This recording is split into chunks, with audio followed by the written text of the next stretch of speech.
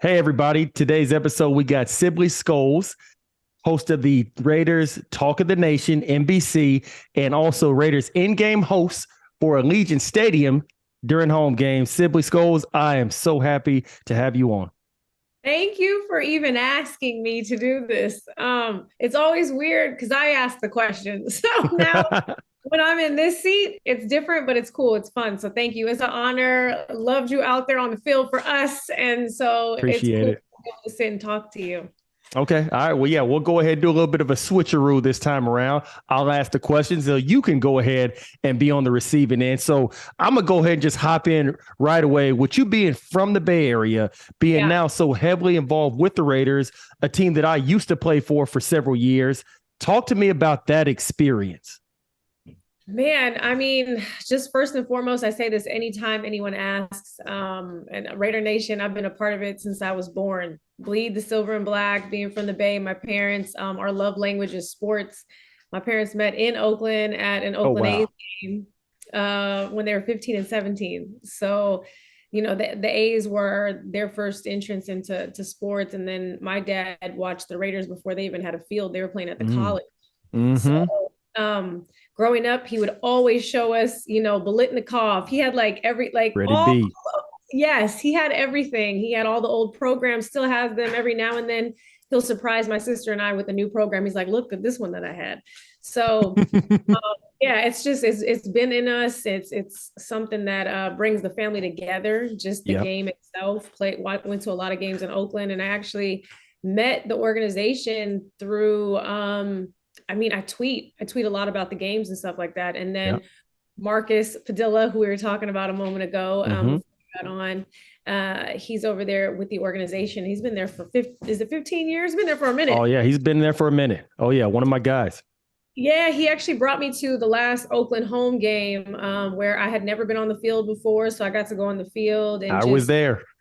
yeah, and meet everybody, watch the game, and bring my family down. So that was kind of my start into, being Nice. close to the organization, still not working with them, but I had always aspired, like, there's got to be something I could do with them.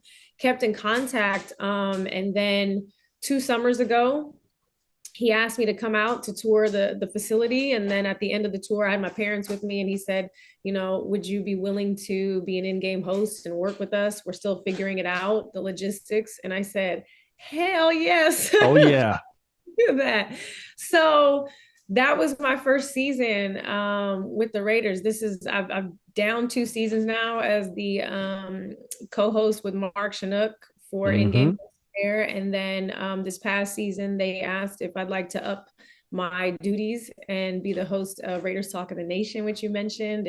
For anybody who wants to watch, you can go to the Raiders channels. It's on there. I've had the pleasure of sitting down with so many people, from our president, Sandra Douglas Morgan, to one of my favorite quarterbacks, Rich Gannon, as early as just recently as Devontae Adams and Josh Jacobs. So it's been a dream come true I bet it to has.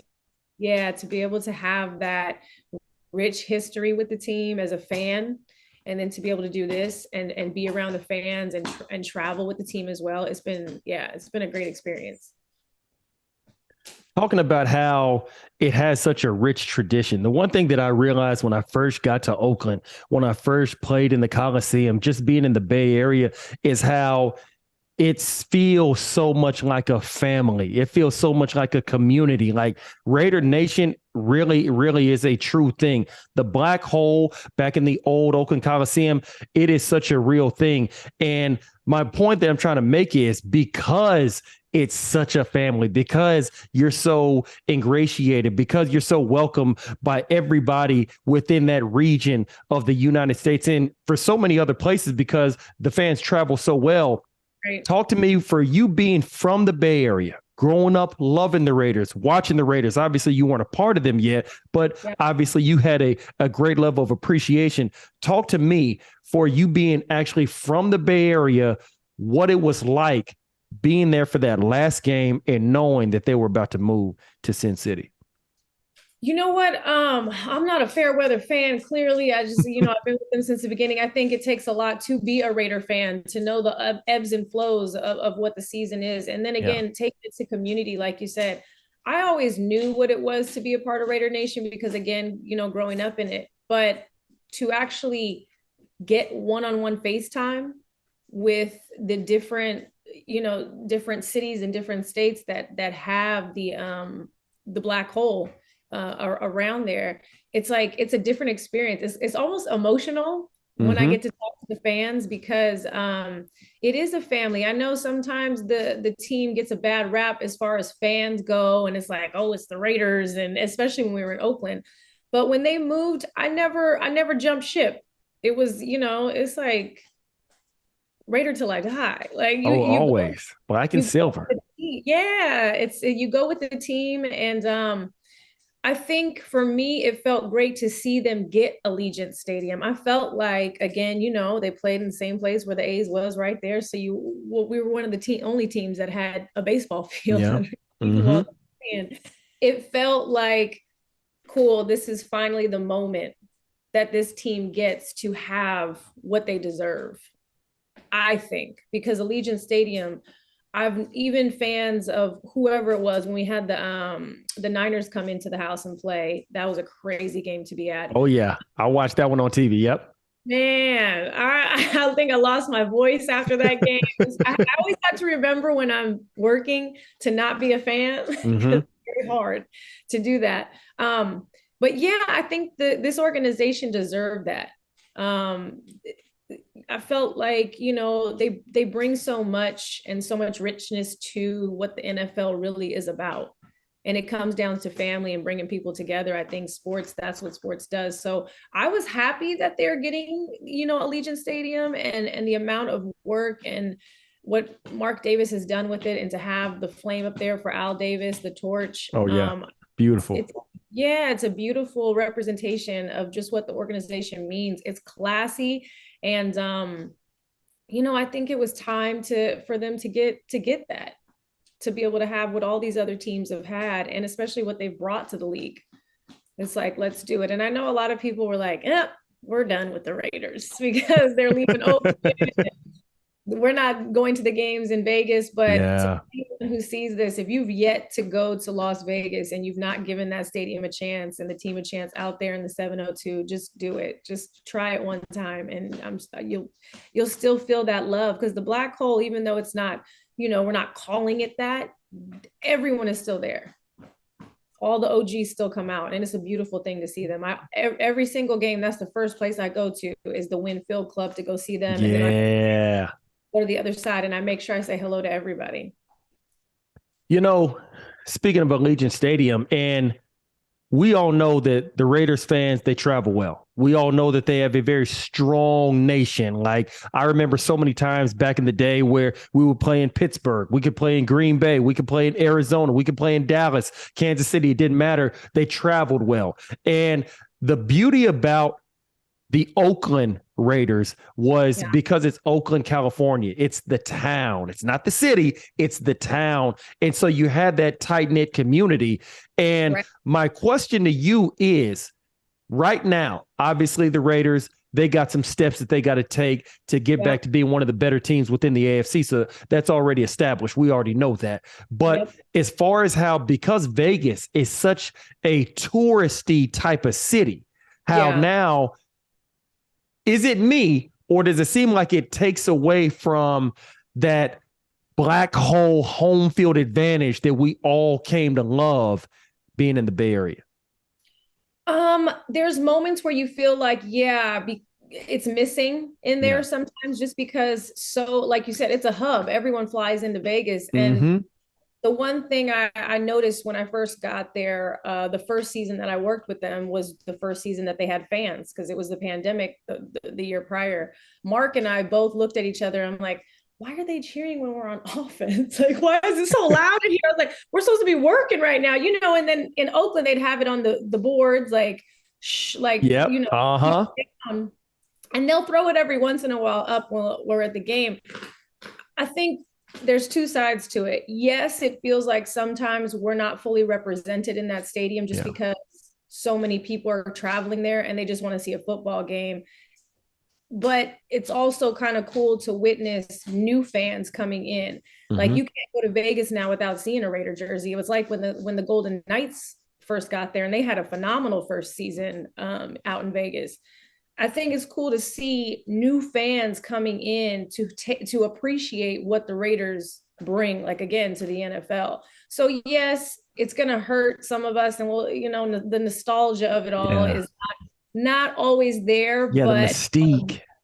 yeah, you don't always see it. I mean, like again, like a lot of our games, Chiefs, Niners. It's like I'm like, why are there so many red jerseys Oh in yeah, here? trust me. I've been to a Chiefs game at Allegiant Stadium. Yes, Yes. yes, and you see it, and so that kind of like stings a little bit. But I think the one thing too that we all need to realize is that this is again only the second season we just had with fans in the Hmm. stadium.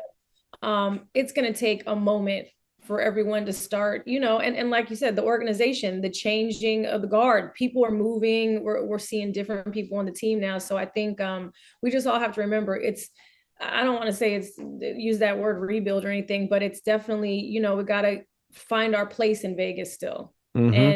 And fans have to kind of trust us again that we're going to bring that spirit of the Raiders every single time. That's what I'm saying. If people haven't been there yet to Allegiant, you know how beautiful it is. Oh Uh, yeah. yeah, it'll feel like home once we all start to like let our guard down and go back in there. And a move is just a move somewhere else. Like it's always gonna have like people. I wear my Oakland Raider hat all the time. I'm not supposed to be wearing Oh it. yeah. Uh-huh. I I see wear you on it. IG with it. Yes, because that's what it's always going to be for me. A kid growing up in the Bay, and that's what I knew. I wasn't even like I got some Los Angeles Raider stuff, but mine was always Oakland. It'll always be Oakland. So, I mean, I say all that to say, yeah, if you come in there and you're an OG Raider fan and you see no silver and black some of the games, it's going to bother you. Yeah. But on the flip side, it's cool because we are getting new fans coming in, and just the sport of football in general, people are learning it now. There's so many Hmm. people in there who are just going to Win Field Club to pop bottles, Yep. but then they're getting that game experience. So it's like, oh, now let me go to Raider Image and buy a jersey. They'll start coming back and being fans. So it's going to take time. It's growing pains. Whenever you think about places like Phoenix, Jacksonville, New Orleans, or back in the day, you could have San Diego, maybe even Dallas briefly, or Tampa. And those are cities that usually host Super Bowls Right. and decent sized crowd, decent sized population, things like that. And then when you think about 2024 and the Super Bowl going to be in Sin City, Yeah. obviously you're in Vegas a whole lot right now. Yeah. You're a huge advocate for the Raiders. I know Vegas pretty well. I've been there, maybe a time or two in my life. Yeah. I'm going to let you go ahead and just describe or explain what Super Bowl is going to be like in February 2024 in Las Vegas, Nevada. I think it's going to be a Super Bowl like we've never had before. I There's agree. there's no place. I mean, even Miami, like Miami's great and all that, and it's beautiful. Now everyone always says it's like Vegas is Miami without the water. Yep. It's not going to be. It's going to be perfect temperature. It's going to be great out there. The stadium, I do hope they open. Have you ever seen it when it's opened up? Yeah. Yeah. I've seen it when it's opened up. Uh huh. It's rare that we have that because of the winds out there in Vegas, but I Mm-hmm. feel like it's just going to bring a different energy because it's also coming off of Formula One is going to be in Vegas. Oh, yeah. Yes. So And they got the stadium right there by the Sphere. yes, and the Sphere, and they're having like I don't know if I'm supposed to say this, but U2 I think is confirmed now. Oh, Hopefully wow. for that. They're supposed to be opening it, but there's so many things happening in Vegas. I talked to Mark Wahlberg when he came to our game, the Patriots game. He's obviously a Patriots fan, but he Mm-hmm. Yep. gave us some time and gave love to Vegas. He just moved out there. He started production on his new film coming up out in Vegas, and he's buying property, he's buying land. I think what's going to happen is the LA of things are going to shift over to Vegas Yeah. very quickly with Formula One, with the Sphere. I know they haven't decided just yet, but Pro Bowl, I hope they keep it in there again, at least for 2024. And I hosted Pro Bowl this year in Vegas. And then last year I did the front stage at Allegiant. It's just a different energy. And I've Mm-hmm. covered about 6 different Super Bowls in Minnesota where it was like, you can't even use your phone because it's -16. Yes, believe Remember me, that? Minnesota in the winter, Minnesota in the wintertime, man. Like, I'm sorry, like if you're in a state, you're in a city. I don't care if it's indoors. I don't care if it's in a dome. And I'm sorry, I don't mean to cut you off, Sibley, but like, it just shouldn't. You just shouldn't have a Super Bowl if it's below freezing temperature. I'm sorry, you just shouldn't. I'm sorry, You like. should. Maybe I'm stereotyping. Maybe I'm excluding certain people. Man, I don't care. Like if the temperature is below 32, I'm sorry, you shouldn't be allowed to have a Super Bowl. I don't care if it's New York. I don't care if it's Minneapolis. I don't care if it's Indy. Like you just shouldn't. You shouldn't be allowed to. Like you just shouldn't. Maybe I'm excluding. Maybe somebody's feeling left out. Man, whatever. So No. I just had to get that out. No, I'm glad you got that out because if no one's experienced a Super Bowl, especially when you're working one, like I had no idea. That was my first trip to Minnesota, and I have family out there and stuff, and they warned me, but I didn't believe it. I'm like, there's no way my phone's not going to work, and it's Oh that yeah, cold. Minnesota, Minneapolis. Hurting cold out there. And I had the NFL honors the night that they had that. I remember trying to get a car and it was just snowed to the max. Yep. Like, gonna get a car. I ended up getting dropped off with a taxi as close as they could. And then that's when my phone died. I was like, oh, this is where it all ends, in the middle of nowhere. Minnesota, before NFL honors. But yeah, getting back to Vegas, I think it's going to be unlike anything we've ever seen before. I mean, it's not just Sin City. Like I said, it's going to be the new Hollywood. It's going to be, it's just going to be the Mecca of everything. Vegas has really done a great job of having such a tight-knit community and bringing in the Ushers to take over, the Celine Dion to take the Adeles with those residencies that are there. Mm-hmm. Seen a place that is nonstop 24 hours a day, 7 days a week, in the casinos, in everywhere. Very true. Get ready. Just be prepared for it. And I will be. Rest, drink a lot of water, and wear your silver and black and represent out there, because it's gonna be crazy. I'm excited for Vegas, just for the city in general, to get their love and their shine on at Allegiant. Yeah, I never thought I would see a day where there actually was a sports team, a NFL team in Las Vegas. Obviously, now you even have the Las Vegas Aces. You got the Golden Knights. So it's definitely becoming like a sports hub. It's becoming like a sports mecca, like you just alluded to, within the United States. And to me, I don't think there's anything better, because it brings so many people to the city just off of tourism, just to go gamble already. You got people that like to go to Vegas for Memorial Weekend, people that like to go for Labor Day, and pretty much everything in between. And now when you sprinkle in the black and silver, the Las Vegas Raiders, to me, I think that it's going to be, like you just said, something like we've never seen before. And now that leads me to my next point. The only thing better than Super Bowl in Sin City would be the Las Vegas Raiders playing at home in the Super Bowl in Sin City. Yeah. But to do that, we probably got to have a quarterback. We might need a quarterback. So I'm going to ask you. Yes. What the hell are we going to do at the QB position? I mean, so I was watching the combine. I've seen the young guys in there, and I've been listening to everything McDaniels has been saying, and our GM as well. It sounded like in the beginning, they're like, we're going to do and I hate this word rebuild, but like, we want to get, let's start and figure our place out. I know they love the Patriot way, obviously coming from there. Mm-hmm.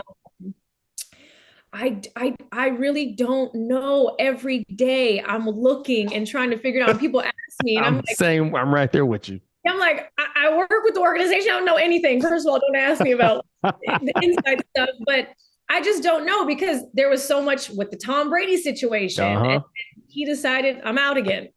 And then I just saw something recently where he's like, maybe he's not out, somebody else is looking at him. Yep. So we don't know what Tom's doing. I mean, what Aaron's looking like it's going to be the Jets. That's what it Hmm. sounds like he's doing after he took his hiatus.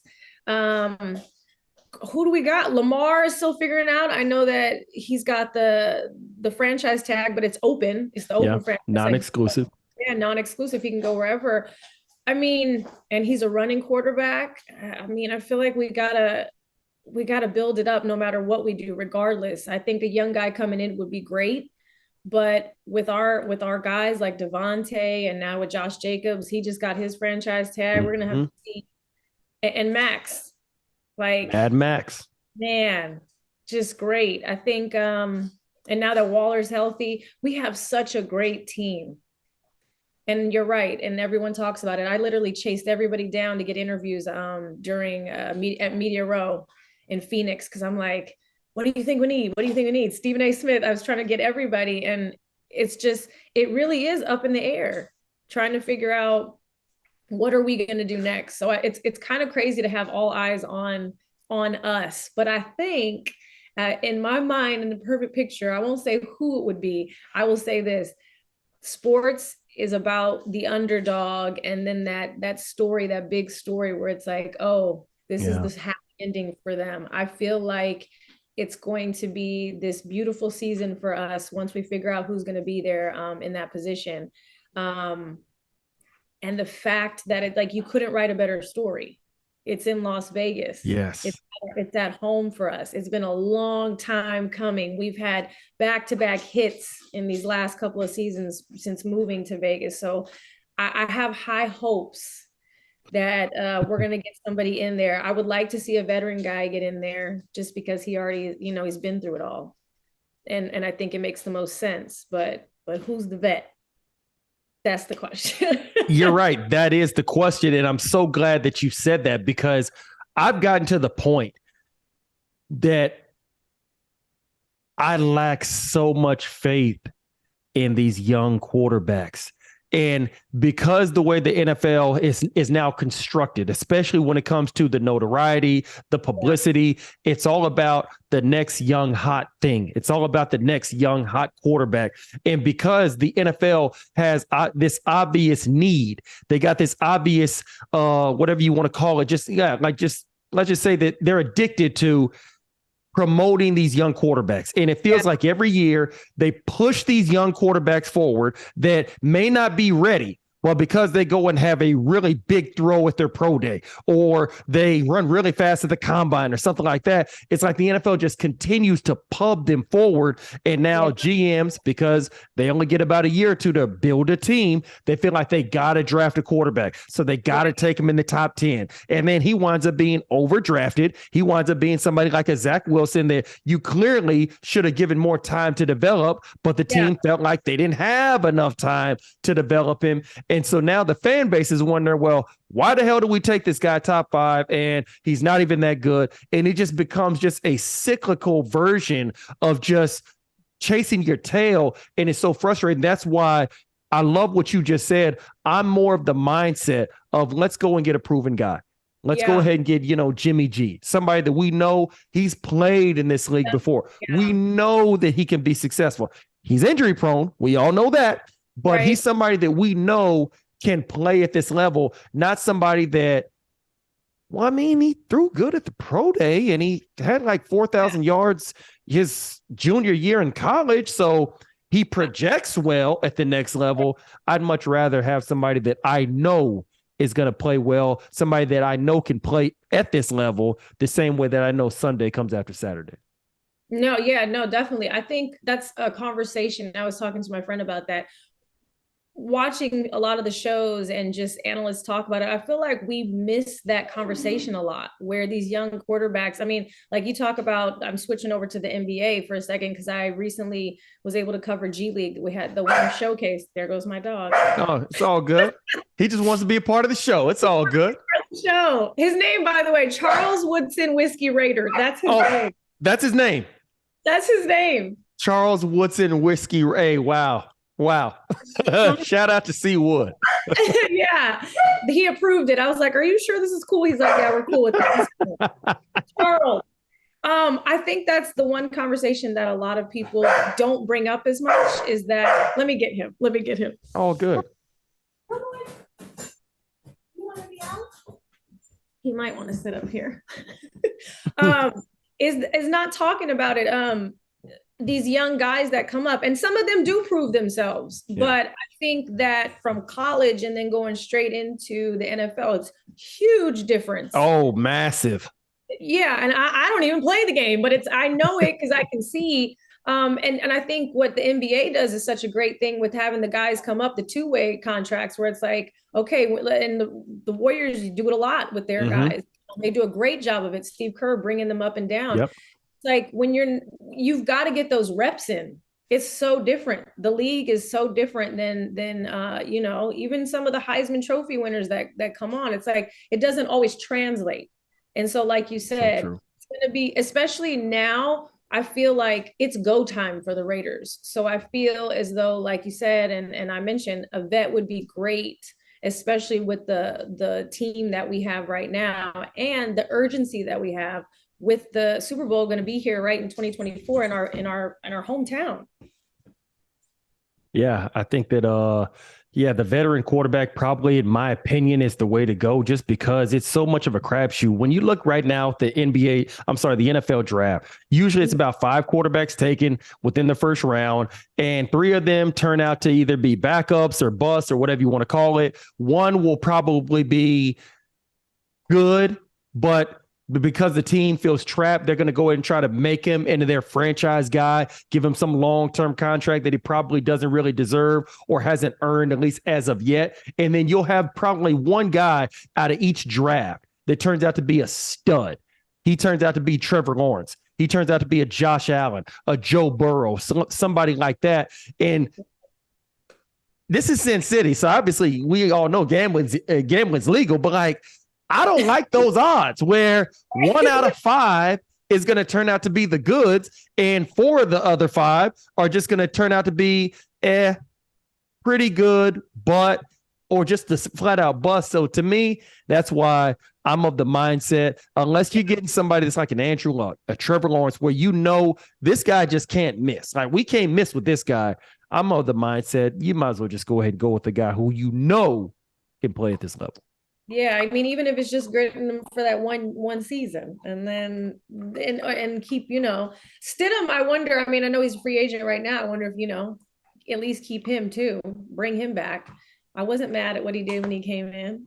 Oh, no, me neither. That game against the 49ers, I thought he played very well in showing that he has an understanding of Josh McDaniel's scheme, obviously from his days in New England, that to me it appeared that the previous quarterback didn't yet have, because obviously that was his first year under Josh McDaniels. But with Jarrett Stidham having been in that system, been in that scheme, it seems like he was able to pick it up a little bit faster. So I definitely think the Raiders should bring back Stidham. Yeah, because I think we have just Chase right now, right? Is it? I think so. I believe so. Yeah. So it'll be interesting. It's a conversation that literally everybody. I got my ticker on. I'm reading everything. I'm like, that's what everybody wants to know. What are the Raiders going to do? Who are we getting? Oh man, trust me, we could talk about that for hours upon hours. So I'm gonna go ahead and switch gears a little bit because Sibley, you're very talented. Obviously, you're multifaceted, and recently you had a sit down with Rami Malek, Jared Leto, and somebody everybody knows. Somebody my mom's always had a crush on, Denzel Washington. So tell me about that experience, your sit down with all 3 of those. So I had interviewed all 3 of them before that, but the first time, I just want to preface this interview because it was one of my favorite interviews, the one that you're talking about for that movie that they did. But a couple years prior, I had interviewed Denzel for Equalizer. And so I was sitting with him, and I was still at E at the time, and he could tell, like, you can't lie to that man. He doesn't play games. He's very, very forward, and I appreciate that. But I remember I did an interview with him for the very first time, and I was nervous because it's Denzel Washington, one of the. He's like, I think he was named the top actor of our generation. Yep. So, he literally, the questions I had on the card were what they had given me. I was still new, I was still green. And he looked at me, he said, what do you really want to talk about? And like literally he's like, where are you from? And I was like, the Bay Area. He's like, oh. And then he had spent time in Oakland, and he started Mm-hmm. talking to me about like his life out there. And we started talking about music, and I ended up just throwing the cards. And I was like, forget it. I don't think they ever used the interview. I don't think it aired because I went off script with him. But knowing that moment happened, I never got a second chance until that time with him, Rami, and Jared to actually do it. And I kept saying to myself, I'm like, before I get done with doing red carpets, I got to get him one more time. I hope it Mm-hmm. happens. It did. And so I was ready and made sure that like I got that moment with him. And he was surprisingly emotional when I read a quote that we had pulled about his son. And so you don't see that from him too much in interviews. Like he's very animated, he's straightforward. And when he kind of didn't have any words and asked me to repeat the quote, it was cool to get that from him. If anything else, I kind of just I was appreciative of that moment, a real moment. And it really helped my interviews moving forward because I learned to take a breath when asking a question and to listen as opposed to trying to follow up with something, giving people their space to really evaluate what I just asked, and have like a real human moment. And so I think that's what happened, and I was grateful for that. And it got picked up in a lot of places, but for me it's just knowing that, okay, cool, you're having these cool human interactions with these big celebrities and they're not giving you phony answers. So it challenged me. I was again nervous getting in there because it is Denzel, um, but it was great to be able to have that second chance with him and do that, so it was cool. Yeah, it's great to hear you say that. It's great to actually see that every step that you've made, how you've been able to ascend within this media broadcasting world, something like I said, I'm a fan of, and I think you're doing great work. And obviously, within this industry, obviously, within our society, especially within a male dominated, testosterone driven type of industry, talk to me about any difficulties, about any roadblocks that you may have had to hurdle over, or people that have maybe tried to stand in your way, or things like that that you've had to actually experience. Um, you know, I will say there's always things that happen kind of internally when you're working with different producers or, anyone. And I had to always be mindful that I started out as an MC, like in all of this. Before I started asking questions, like I toured, I did music. And so for me, I was just a creative.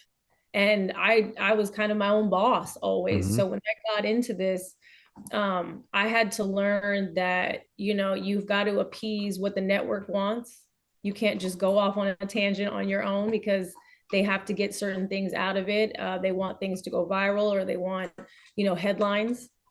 But yeah, I wouldn't say when I've had things where people didn't want to talk to me on a carpet, or if a PR cut me off and was rude or something. I just use those moments as like, okay, at the end of the day, that's on them. Like I'll do my job. I'll continue to do it to the best of my ability. And when those roadblocks do happen, I shift the way I enter a room the next time.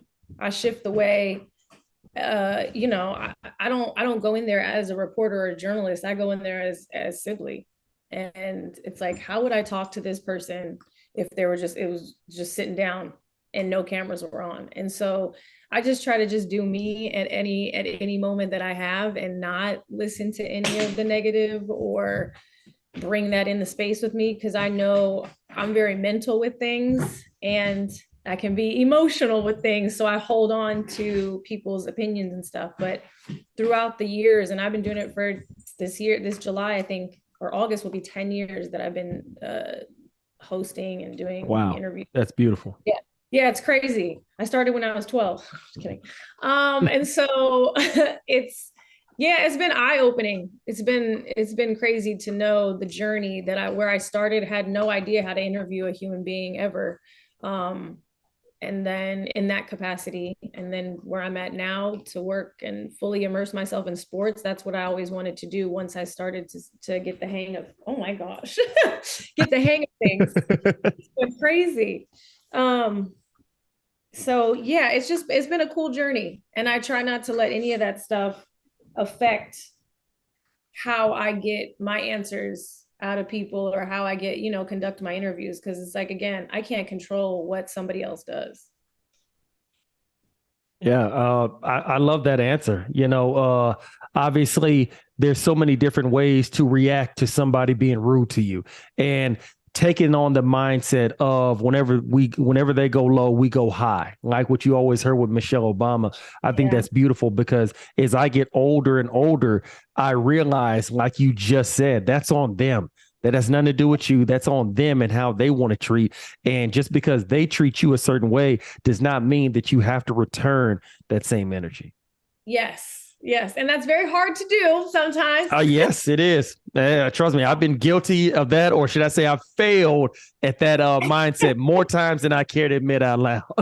Yes, exactly. But it's like, it's something that you, like you said, as an adult, and you grow and you just start learning that you can't control what other people think. And it's especially in this industry. It's busy, it's always moving, it's ever changing. And the one thing I tell everybody is just, I know it sounds cliche and corny, but I've just stuck to being who I am, and that's it. Like, you like it or you don't. But I'm going to be cordial to everyone because my parents raised me right, and I'm going to make sure that I listen to people when they speak to me, and take criticism and feedback where I can, but also at the end of the day, make the best decision for myself. Love to hear it, Sib. I definitely have loved having you on. You're an inspiration to so many people across Raider Nation, or just the country for that matter. And I got one more question for you. Yeah. And this one, obviously, this was a little bit more fun, but there's a report that came out a couple of days ago. Obviously, there's a certain prominent golfer that may have wanted to remove his significant other from the premises. Yes. Where they may or may not have changed the locks, and in an attempt to have them go on a solo trip to the airport. Yeah. And then by the time the significant other got back home, they realized that the locks were changed. And now that significant other is in a litigation battle suing said prominent golfer for an obscene amount of money. So, Sid, my question to you would be, if your significant other changed the locks on you after you leave the house, before you come back, since once again, you said that's on them, that's not on me, on how somebody treats me, you tell me what your reaction would be. If I came home and the locks were changed, sorry, I'm throwing stuff for the dog. When they go low, we go high, right? That's what we're saying here. I mean, at me now, the person that I am now, yeah, I would have to go high and get up out of there, because I don't want it to get ugly. But back in the day, Sibley, back in the day, there'd be some problems, I'm sure. I wouldn't know how to take it. I wouldn't be mature enough back in the day. Like, I would not be mature enough now. Yeah, I would have to get out of there. I would have to make a phone call, like, someone come get me. And because, you got to think about nowadays, like, you got to think about everything. Yeah, you do. Like, you got to be careful and all that stuff. So I think, yeah, now I'd be more responsible. I would know what to do. I would call, I would get my attorney on the phone and do it the right way. But again, Sibley back in the day, Sid Vicious, I don't know. Sid Vicious. How she would handle it. Oh, man. Hey, Sibley, It has been an honor to have you on. Thank Definitely got to do this you. again, man. I appreciate it. I'm a fan. So definitely continue doing what you're doing and keep striving ahead. Thank you, Stan. I appreciate it so much. Thank you so much, Raider Nation. I love y'all. All Thank right. you.